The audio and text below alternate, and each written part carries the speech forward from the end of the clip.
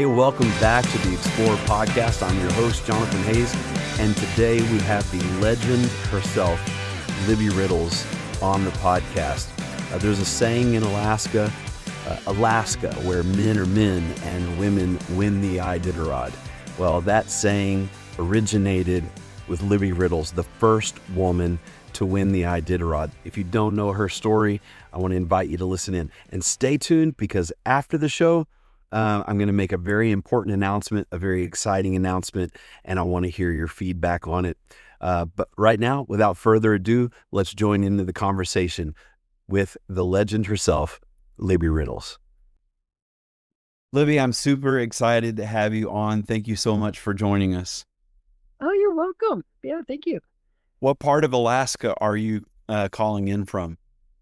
Oh, I'm in the banana belt down in Homer.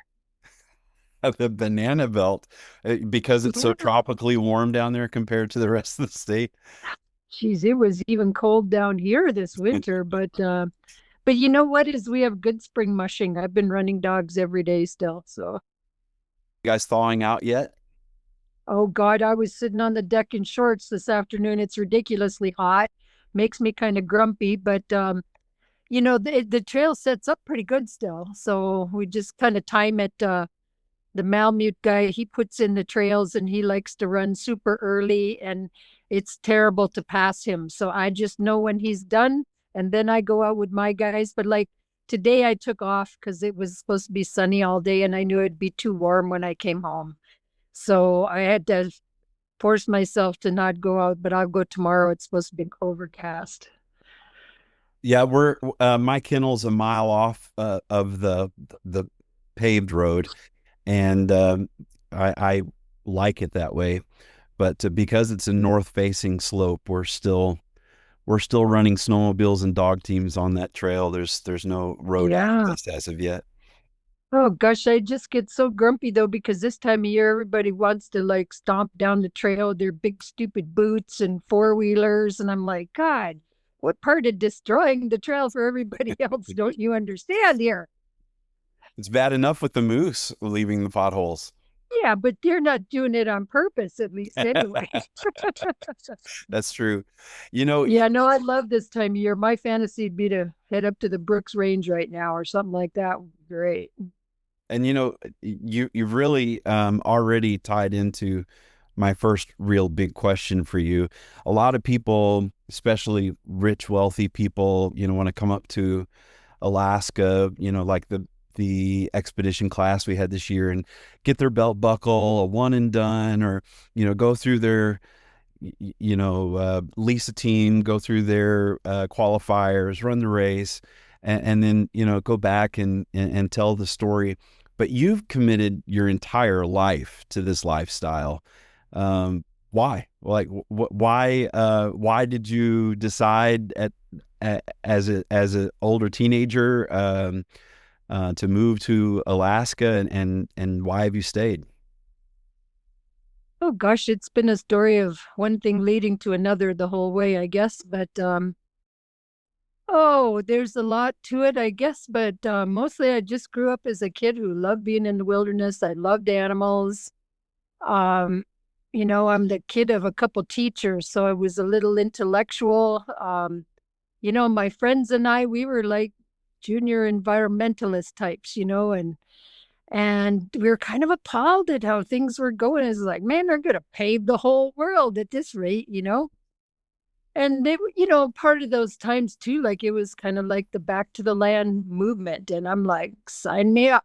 And I figured, I don't know, like I grew up snow skiing and then tide pooling in the summer and just outside all the time. I just loved it. And I just thought to really get somewhere wild, you got to go someplace like Alaska. It wasn't so much that I loved to freeze to death all the time, even though I'm from Minnesota and Wisconsin, but I just thought that's what you got to do if you want a wild lifestyle while you still can. And then coming up here, I didn't know I was going to get into dogs, but it was like falling off a log. I mean, I always wanted to, like, I could have easily gotten into a bunch of horses. I love all the natural science stuff. Like, you should see my house. I got like 70 house plants here or something like that.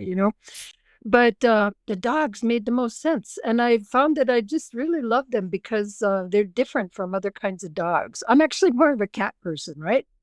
And Huskies have that kind of independence, where they're not going to just yes boss you. They're like, you got to earn it. You got to respect them and they respect you. And yeah, I just love the challenge of it. As you can tell, like 52 years later, running dogs, I'm just having a That's blast. amazing. Yep, That's yep. awesome. I just And like, I say the same thing to people. I've been breeding a rare strain of Siberian, the Seppala Siberian sled dog for 30 years, and I tell people all the time exactly what you just said. I said they're the perfect dog for people who like cats. exactly, exactly. Yep, they got a mind of their own, and I respect them for that. I really do. You know, like I treated myself to maybe my last young dog this year. Like she's a 2-year-old from Brenda Mackey and Will Rhodes, and just the sweetest dog ever. But I was like, with the first month I had her, I let her loose and she's doing pretty good. And then she just kind of took off, and she's didn't take off, but she's not really listening to me or coming back. And I'm like, geez, I got to learn how to teach a dog to come, which I never really had done because normally I'm raising these dogs. They get used to me. They come because they like me. And Right. I figured really, that's the strategy I want to take. So instead of trying to teach her to come, I just left her on the leash for a bit and we built up the relationship. And now she comes like a dream just because she wants to and she likes me. Perfect. Yeah. Yeah. I want to touch on something. Of course, we'll get into your your legacy and why you are such a legend in the sport. But you've mentioned growing up. Was it Minnesota you grew up in? Is that right, or was it Yeah, a little bit Wisconsin? Washington State, born in Wisconsin, and Wisconsin. Okay. moved up here for Minnesota. Yeah. Okay. Yeah. So Minnesota and Maine have a lot of, in common. You came up though as a young woman, and unlike some other people, some other notable Iditarod people that your name gets mentioned along beside a lot, you didn't come up as a trust fund baby. You didn't come up with a war chest of money like other people did to make this Iditarod thing a reality. You really just went up there because you wanted to live the lifestyle, right?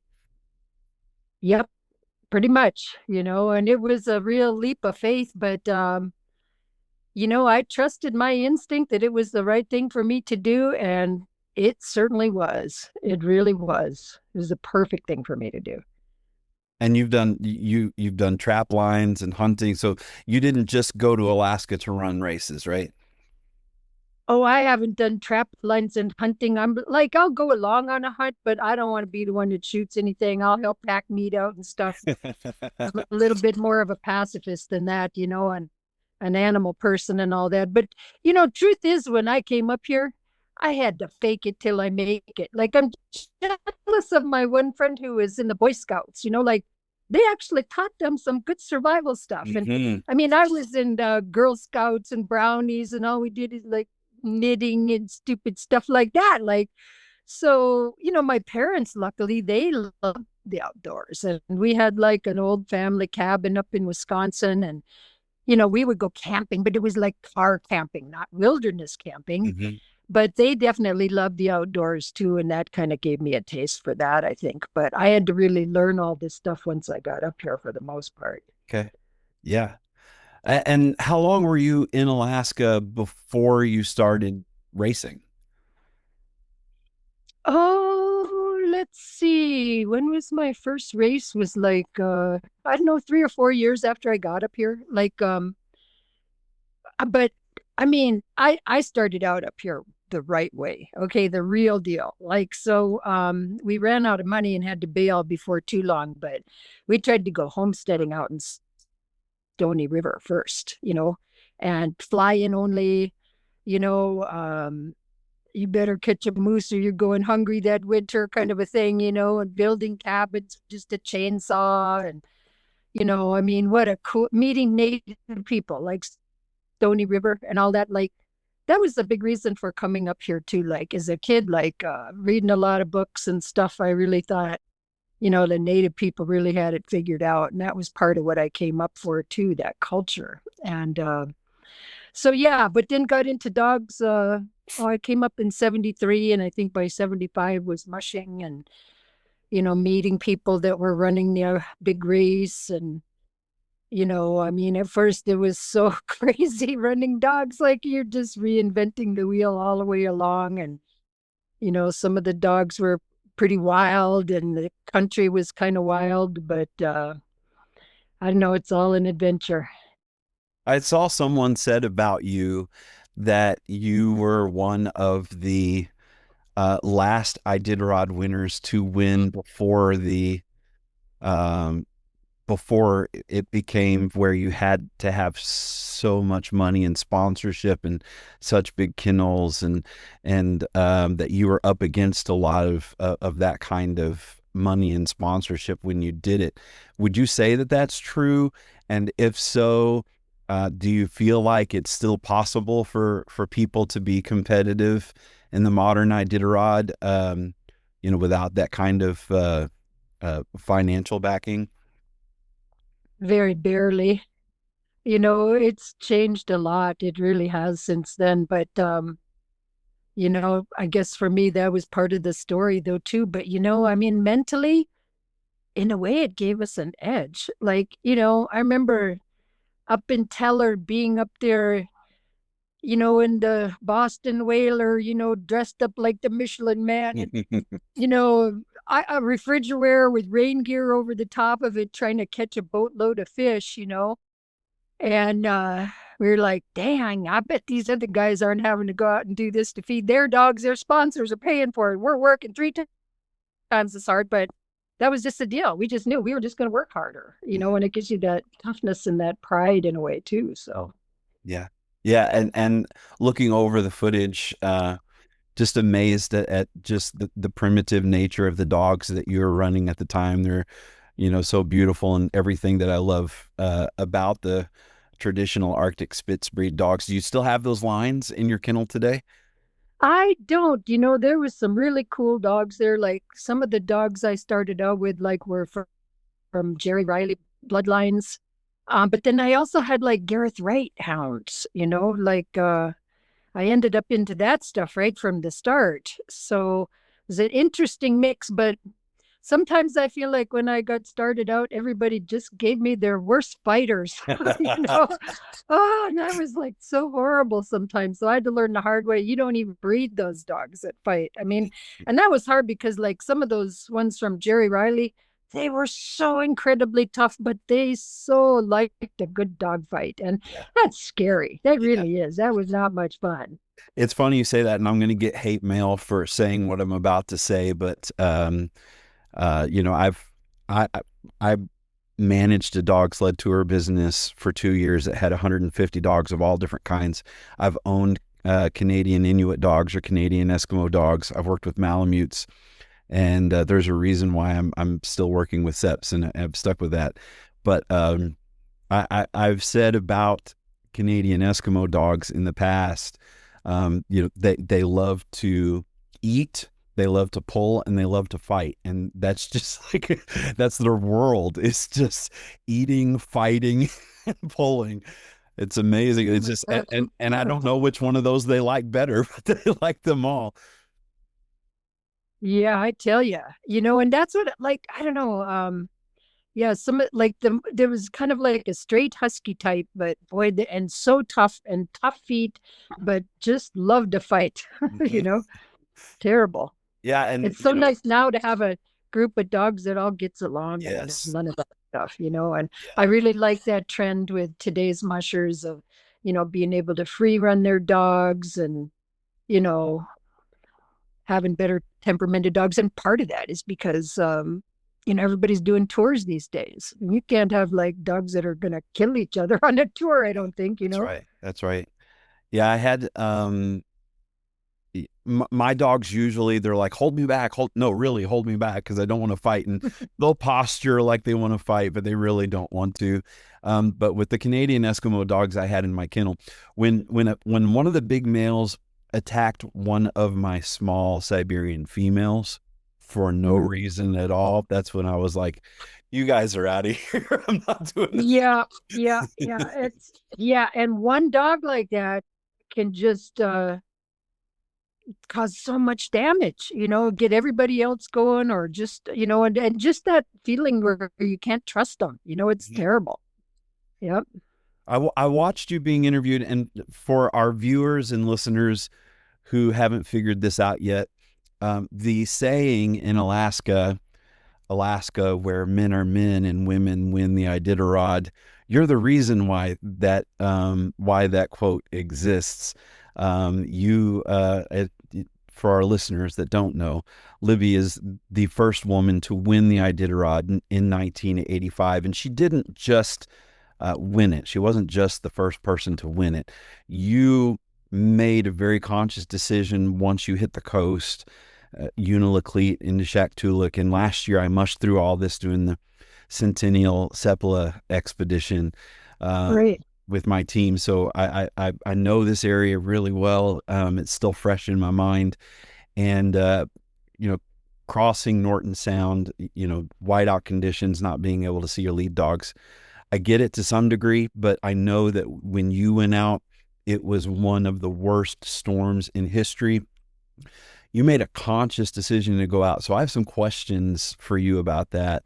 There were times over the years, and especially on the expedition going through the blowhole, where there were times when I was being brave for my dogs, and there's times when the dogs are being brave for me. Like, where were you on that spectrum when you made the decision to head out into that storm? I think it was kind of a combination of things, but I'd been building to that moment for probably 3 or 4 years. Well, I rebuilt my team from my first 2 Iditarods with the kind of dog I thought it to come back with, and moving up to Teller and all that. So I've been doing mid-distance races and all that. But the idea is to do as best as you can in the race. And part of it was thinking that really the dogs are totally going to be fine to do this, but can I do this? Mm-hmm. Do I have it together? But, I had to try. I mean, can you imagine how terrible it would be to be sitting there years later going, oh, I wonder what would happen if I would have went through the storm. And then you're thinking, oh, just a couple years ago, this all happened, and Herbie Cook went out into it, and he came back and said, that's the worst storm I ever saw. And they all stayed in Shaktoolik for 2 days and played basketball and then had a restart. And I knew if that happened, I'm losing my chance, because I'm not as fast as Rick Swenson and those guys, So I thought, this is my chance. If I'm stupid, I could die out there, but I could also maybe do it. And in any case, I got to try, But I think the funny story there, I was talking to one of the elders there, Franklin Panipchuk, and, he was encouraging me. He was saying, you might make it so far across and you can see the lights of Koyak. Didn't happen that way. Dick Mackey was there. He's a pilot. He's like, oh, it's just on the ground. Well, that's the part you got to deal with. It's clear up above. It's still pretty gnarly down there, but the best one, though, is I called Joe and my friend Ray Lang and those guys, my brother. They're all up there in Nome.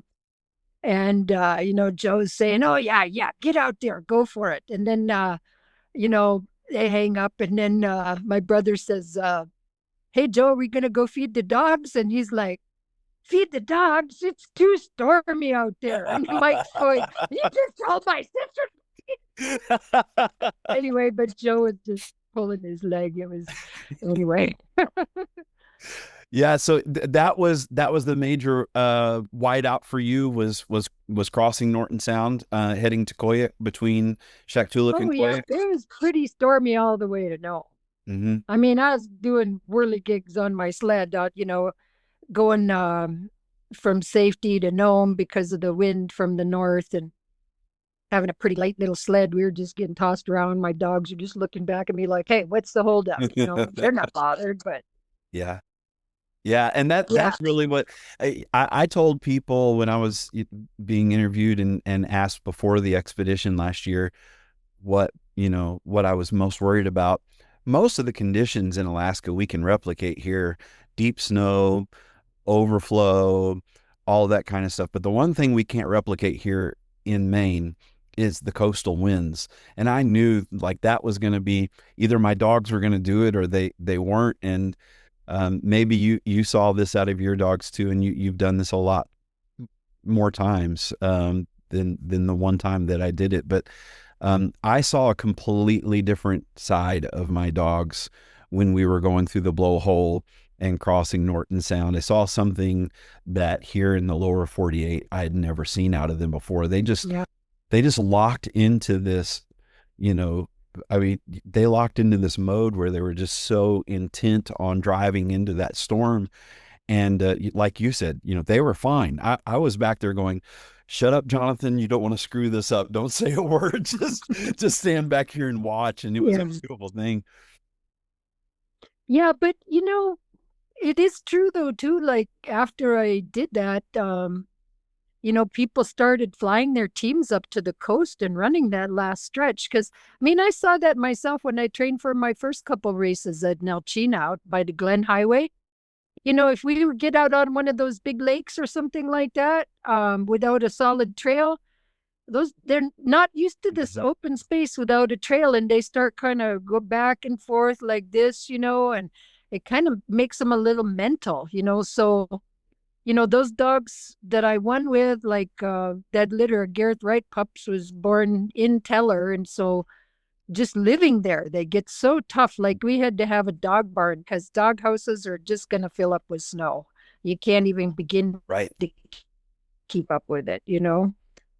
So, and then being like I am focused on Iditarod, I mean, I would on purpose go out on super stormy days with those dogs and train with them like that. But I mean, there was days in Teller where you feel like you're taking your life in your hands, just getting out to the dog barn. Like sometimes I think I had to put a rope up between the barn and the house so I could just make it over there in one piece. Yeah, I believe it. I believe it. We made a really bad decision on the expedition. Uh, my uh, my support team thought that they had made it to Solomon. So they stopped us, and it was a little trapper cabin right in the middle of the blowhole. And we tried to hunker down there for a night, and it was horrible. And so I ended up bringing my dogs in, and just like you said, going out, I could see the dogs, but when I would turn around with the dogs to try to bring them back to the cabin, there was no cabin. It just didn't exist. It was just Yeah, sandblasting in the face. that's probably Tommy Johnson's cabin. You're not the first dog team to stay there. Yeah, hopefully I didn't have too many dogs pee on the walls while we were in there. Oh, So when you how many more Iditarods after 85 did you run? Did you continue running for a long time or? I raced in like 87, 89, but then I started like getting invited over to race the first Alparod, Okay, yes. which it's like, oh, go race across Europe and stay in hotels at Oh night. yeah. Sure, twist my arm. I mean, what a different wild gig. But I tell you what, man, I had run Iditarod 3 times by the time I went over to race in the Alps, and I had never been screaming all the way down a mountain like I was on Oh that yeah. race. I mean, the trails were so wild, and those guys that race over there all the time, like they are just mountain racers. They're one hand on the sled, cliffs like this. And I mean, boy, did I learn how to drive a sled over there. And plus, I learned how to say, excuse me, get out of the way in about 5 different languages. It's pretty hectic. Like we'd race at downhill ski slopes at night after they're done skiing. And we ran into like herds of sheep on some races and all kinds of wild stuff. Well, Best see, worst race ever. The Alparad, wasn't that like a stage race where you would run It was the stage? first real stage race. Yeah. Okay. Yep. I think Dick Mackey was instrumental in that. But yeah, but the stages at first were like 50, 60 miles, and usually up in the mountains. And oh, yeah. It's, I I think with the stage races, and you can tell me if you think differently about this. With stage races, it's like, day after day sprint races. And it seems like with the longer required mandatory rest time in checkpoints that races are kind of gravitating toward, that that even some distance races are becoming more like stage races, because the mushers, in order to be competitive, they just kind of have to push to the next checkpoint because they have to take that rest in those mid distance checkpoints. Have you seen that trend kind of going on with distance races? Um, it's interesting. I don't know. I mean, I hate to see the Iditarod change too much, but I have to say, when I ran stage races, I thought this is the best of everything because, like especially with like the Wyoming stage race and the Alparad, when they first started out, now I think it's become more specialized. But when they first started, you could show up with a distance team or a sprint team and have about an equal chance of doing well in these races, you know. And I like that part of it. And as pesky as the banquets every night and stuff can be, I mean, it kind of reminds me of the old days of Iditarod where you had more community involvement. And so you meet people and it's fun and there's great Italian food. And what's not to love about that? That's awesome. And I like it too. Like, the races were tough, but it's so easy on the dogs. Like they get to sleep in a box at night and the Iditarod, like I said, I love that and the camping out and stuff, but I think the stage racing is a lot more realistic for a lot of people. Hmm. Yeah, I mean, if you look at the Serum Run, there were every 35 to 50 miles there were roadhouses along the way back 100 years Oh yeah. ago, and so they were pulling up next to a nice wood stove and hanging out and telling stories every evening.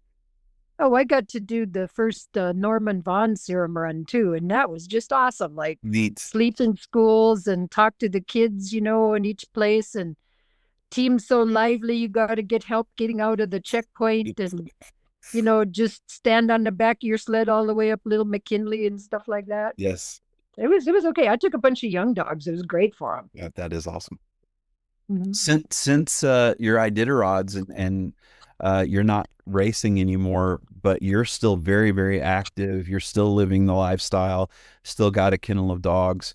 I was thinking about that before we got on, and I was thinking about how before I started training for mid distance races with my dogs, before I started training for expeditions, when I had a recreational team that I'd go out camping with and take my Mhm. kids out with, um, I almost sometimes miss that more just low key, just enjoying the dogs and being out, instead of, I have schedules, I have a routine, I have to do so many miles today, I have to go so far and do this and do that. And do you feel that way with your kennel now? Are you just able to just enjoy your team and enjoy that relationship with the dogs? For years, I have been. Like I did the whole race thing and I loved the intensity of it and stuff like that. But then I don't know. I also found that I like keeping the reject dogs and the old dogs, and I just like having dogs. So as long as I can figure out the dog food, I don't care really in what form it takes. And it's actually been part of my sled dog education to try all these different things. Like I've done everything from moose hunting with dogs to, doing the stage races in the Alps and staying at fancy hotel with all my dog harnesses and carts and the hotel in Courmayeur and stuff. But I just love the variation of it. And to me, I'm running a little 5 dog team. I got 8 dogs that run. They take 2 days on and 1 day off. 5 dogs, it's so much fun. There's no stress hooking up and getting out. You're out in 5 minutes. You can do anything you want with them out there. And it's just a blast. I love it. That's great. Yeah, Yeah. and that's really the beauty of it. I think I was told there's an old saying in Alaska. I don't know if this is true, but I was told that there's an old saying that there's nowhere that you need to go that eight good dogs couldn't get you there. And Yep. you know, I probably weigh significantly more than you do at 225 pounds. So, I think probably a few more dogs than five would probably be good for me. Well, I'll tell you what, around here, it's mostly 8 dogs is what you need. But the last 2 years, we haven't been really able to use the main trail down the size line. And that trail, boy, it's like downhill all the way out and uphill all the way back. And I'm always kind of wishing I could pick up 2 more dogs on the uphill part. Otherwise, I got to work all the way back up. Oh yeah. But the neighbor put in this awesome trail that goes more straight north. And it's a more even match of up and down. And plus the fact that last year was a light snow year and this was a light snow year. And when that crests up, you can go as fast with 5 dogs as you could with 8, For sure. So we're just zipping. I love going fast. I did the fur rondy twice too. And I got a lot of respect for that kind of dog too. Absolutely. Absolutely. Mhm. So, your life, has rightly, the lifestyle that you've lived has rightly been romanticized. And I know that romanticization of it is part of what took you to Alaska, when you were, in your, I guess, your late teens or early 20s. Just the romantic notion of living that lifestyle. And it is a romantic lifestyle, but sometimes we can glamorize it, and people don't realize that it's also a really hard path. I mean, this is a 365-day a year lifestyle. It does give you a lot, but can you talk about how being a dog driver has shaped your life, and what it's cost you? Maybe because everyone wants to hear about the beauty of it and the glamour of it, but like, what is choosing this? What does it cost you as a person, do you think? Oh, if it costs me anything, it's mostly money because it's expensive, but what I get from it is so much more, like, when I came up here, I wasn't that tough. Like I'd done sports in school like that, and that gave me a little feeling for being competitive and stuff like that. But I wasn't any kind of tough. But I think it's part of what makes you tough as a musher. It's like, doesn't matter. You got a sore back, you're not feeling good, you got a cold. It's like your dogs are out there waiting for you to come out and feed them. Yeah. You got to get out there. And it's a matter of pride to scoop that yard every day and keep it clean and do all the rest of the stuff. And, the responsibility I learned as a young person, how to figure out how to feed them. Geez, I mean, I was the best dog food wrestler you ever saw. I mean, I was getting outdated dairy products from Matt Maid back in the day. And if any of my friends came out to Nelchina, I'd ask them if they could please pick up a 5-foot square box of fish heads for me, 10 cents a pound from the cannery, So, you learn that responsibility. And then you kind of learn to stay a couple steps ahead of yourself because something's going to happen. It's going to kick you a couple steps behind yourself. So you try to stay on top of things. But yeah, I think I really got so many good lessons from it, and just learning how to work with the dogs over the years. It's just, there's always more you can learn. And,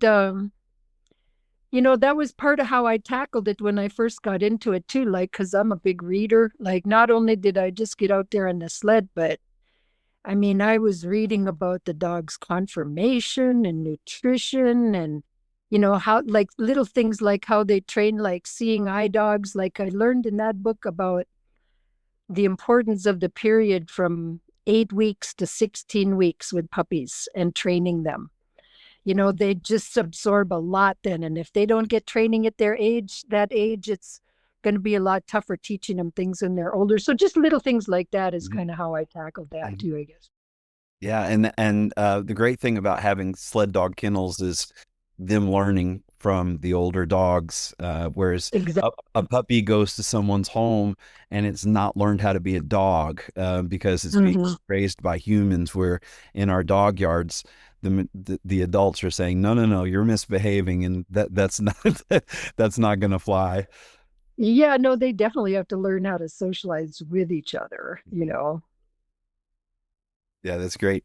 Um, you are you're known for being the first woman to win the Iditarod, but I've also read in places that you didn't want, that to, define who you are, and that you um that you have, a lot more to give to the sport. You have a lot than just being the first woman to win this. That's it's something that you at the same time are both proud of, but don't want to be, the single moniker of your life. Can you explain that a little bit?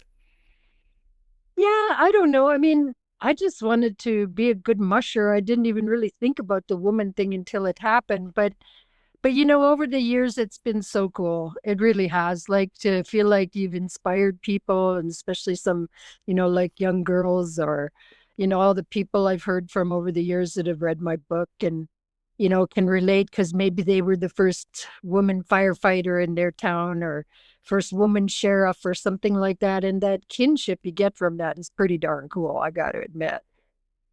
So could be worse things and I'll take it, but I didn't want to. I guess too, part of how I got out of racing is I just didn't.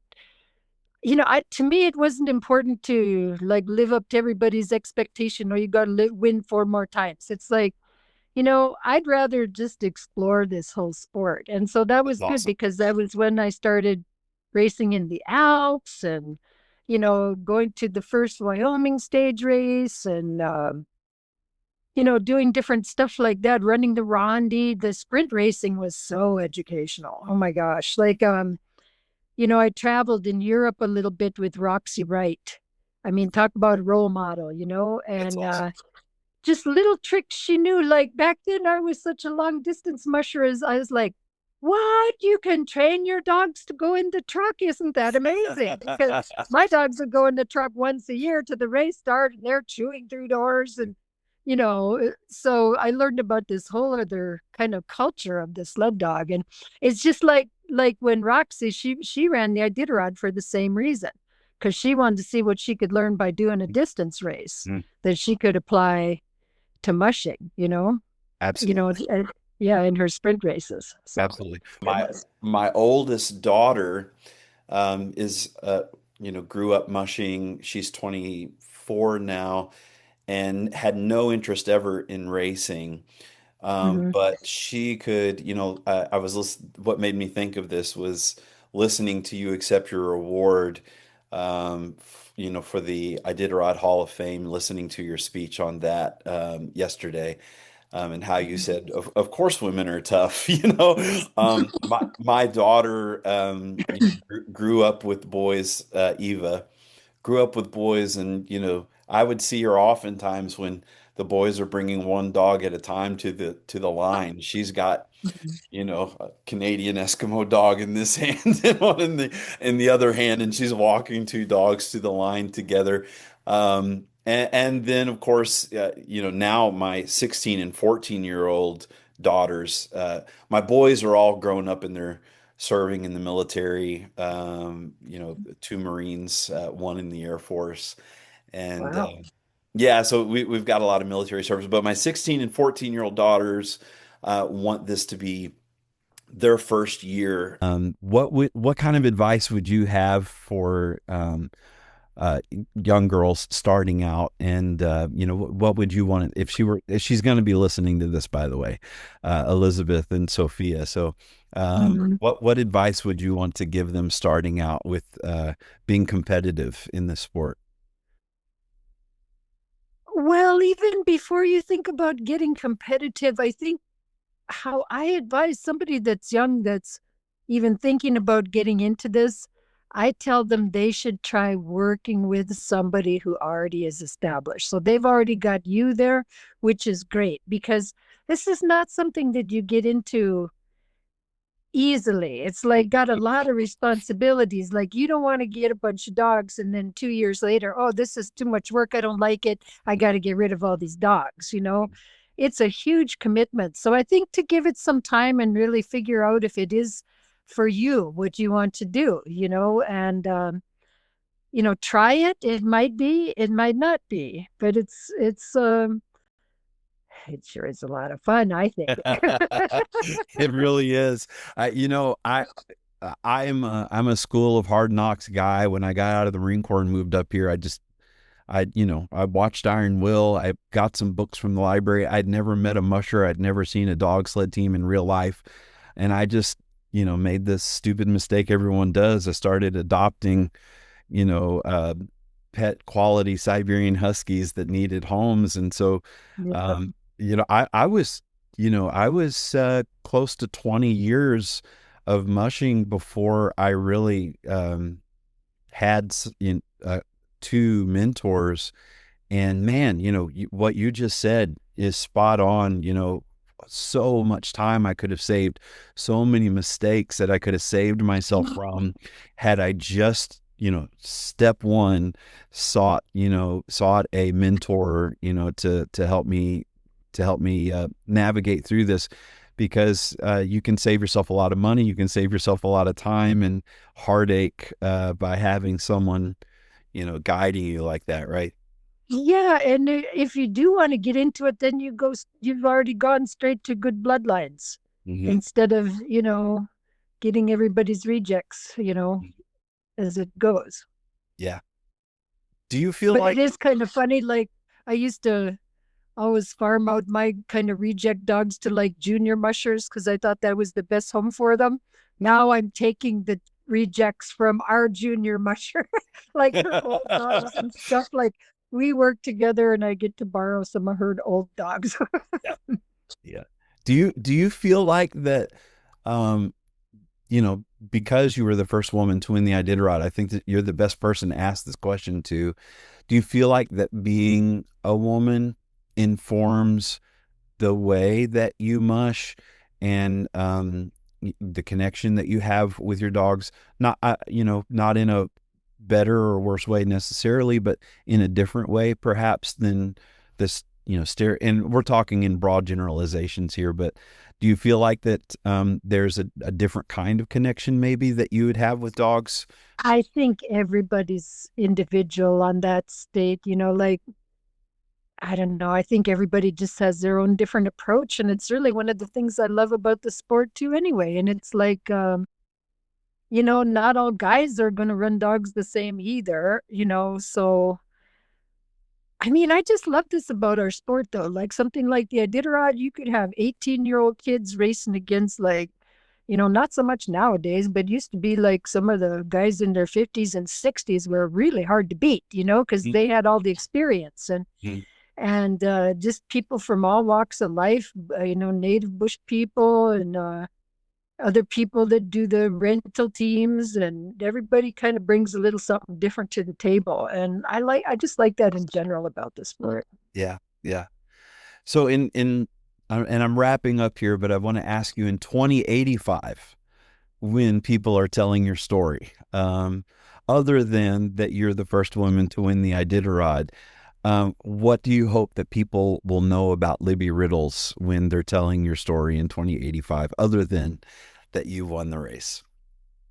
It's coming into mind. I'll be thinking, with global warming, they're probably going, oh, yeah, back when there used to be snow. Mm, yeah. I don't know. Who knows? Who knows? But I'm just proud to be an Alaskan. And, it's a good story. There's a lot of good stories that come up here because Alaska makes us tough, And for me, I don't feel that tough because I think, man, like I said, that people that live out there along the trail, geez, they're all three times tougher than any of us. I think that's a tough lifestyle in a lot of ways. It's a good but tough lifestyle. Hmm. And you've lived it. You are living it, and I can't tell you, Libby. It's just an honor to have you on the podcast. It's really been an honor. I want you to tell us, of course, if you have anything you want to add, I want you to, but I also want you to tell our listeners how they can follow you and, book you for speaking engagements, any of those things, where they can go for all of that. But anything like that you want to share now would be a great time. Well, I'm keeping kind of a low profile these days, but I do have a public Facebook page, and I actually sometimes look at the messages. Not real often, but sometimes. So I can be found, I guess, that way.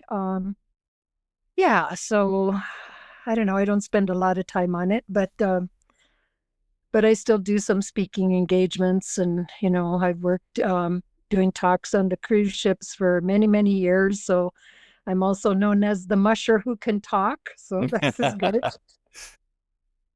That's great. And did you have anybody that you wanted to shout out to while you're on? Well, a little bit. Yeah, I got to say a big thank you to Lloyd Gilbertson and Caribou Creek Dog Food. They've been helping me out with my dog food since COVID, basically. And without Lloyd and without these girls in Kasilof that are loaning me some dogs, and our junior musher who loans me her old leader. Yeah, I've got 5 of my own dogs, but I just love the teamwork of what it takes to make things happen these days. And I'm really happy to still be running dogs, still be in shape enough to run dogs. And, there's a lot of really great people that have helped me get to where I am. And I just thank all of those people. It's awesome. Well, it's been an honor talking to you. It really has. I've been Thank you. looking forward to lining this conversation up with you, as you know, for about 2 years now. So thank you for me. Well, geez, I kind of want to half interview you. I'm like, geez, you're teaching, you're doing chess club, and you're doing podcasts, and you're running dogs. What's your story? Oh, that's a story for another day. Maybe sometime when I'm back up in Alaska, we can sit and have a drink and share some stories. Or you got to have somebody interview you on your own podcast. There you go. Maybe that. All right. Well, thank you so much for the invite. I really appreciate it. Yes, ma'am. All right. God bless you. Thank you, sir. Okay, have a good night. Okay. You too. Thanks for joining us today. I hope Libby Riddles' story was inspiring to you, as inspiring as it has been to countless other people. Before we wrap this up, I want to mention something I'm working on. 2026, this year, we hit the 250-year anniversary of the founding of our country. And I'm putting feelers out for an expedition retracing the historic revolutionary Quebec campaign by canoe. So this would follow the line of the Arnold expedition, moving through the Maine wilderness, upstream travel, portages, crossing borders, slogging through swamp and beaver dams, culminating in the landing at Quebec City. The whole thing, a real working expedition, not a tour. I'm not opening this up broadly. I likely will just take a handful of people to join a core team. So if you're listening to this and it's something that just hits you, it's something that you feel a pull toward doing, if you have always wanted to do an expedition, something that's hard, something that's meaningful, something that's historic, then I'd love to hear from you. I'm going to put my email in the notes for this show. You can email me, or you can message me on social media through MUSH MAINE or through my personal account, Jonathan Nathaniel Hayes. Reach out to me directly. We'll start a conversation and see if this fits for you and if you fit for our team. I look forward to hearing from you. Thanks.